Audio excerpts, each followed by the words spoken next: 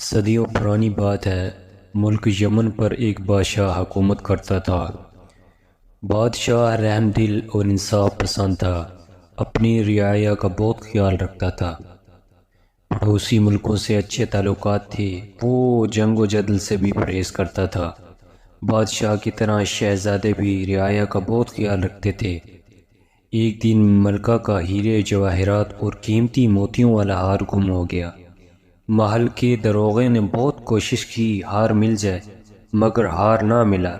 اس نے انعام کا اعلان بھی کیا، مگر کسی نے بھی اتنا قیمتی ہار واپس نہ کیا۔ آخر کار معاملہ بادشاہ تک پہنچا۔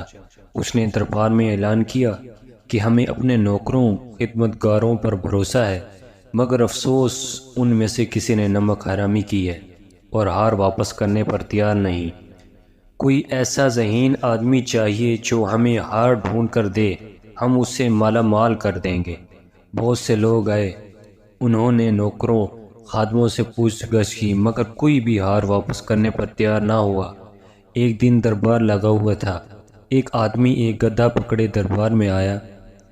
بادشاہ سلامت، یہ جادوئی گدھا ہے، یہ آپ کا ہار ڈھونڈ کر دے گا۔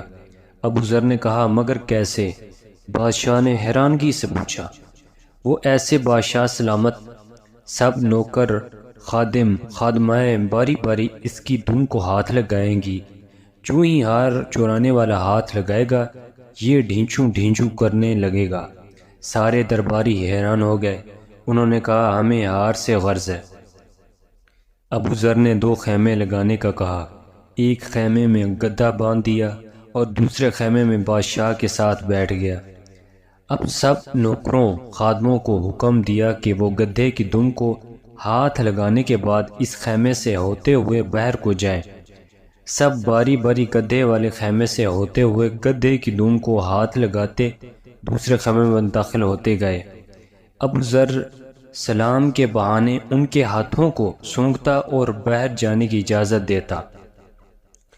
نوکر خادم آتے گئے اور ان کے ہاتھ سونگھتے انہیں باہر جانے کی اجازت دیتا جا رہا تھا کہ اچانک ایک خادم کو پکڑا اور بادشاہ سے کہا، بادشاہ سلامت، یہ آپ کا چور ہے، اس نے ملکہ صاحبہ کا ہار چرایا ہے۔ جب بادشاہ نے اس کی طرف دیکھا، وہ بادشاہ کے قدموں میں گر پڑا۔ بادشاہ سلامت، مجھے معاف کر دیں، میں لالچ میں پڑ گیا تھا، میں ابھی ہار واپس کرتا ہوں۔ بادشاہ نے اسے ہار لانے کا حکم دیا اور ابو ذر سے پوچھا، تم نے بڑی آسانی سے چور پکڑ لیا، یہ کیسے ممکن ہے؟ کیا گدھے نے تیری مدد کی ہے؟ ابو ذر نے مسکراتے ہوئے کہا، بادشاہ سلامت، میرے گدھے میں کوئی کوالٹی نہیں، گدھا تو گدھا ہوتا ہے۔ میں نے اس کی دم پر تیز خوشبو لگائی تھی اور مشہور کیا تھا کہ چور دم کو ہاتھ لگائے گا وہ بولنے لگے گا۔ باقی سب نے گدھے کی دم کو ہاتھ لگایا، چونکہ یہ چور تھا، اس نے ہاتھ نہیں لگایا، نہ اس کے ہاتھ پر خوشبو لگی۔ بس میں نے پہچان لیا، یہی چور ہے۔ اتنے میں وہ نوکر ہار لے آیا، اس نے بادشاہ کو دیا۔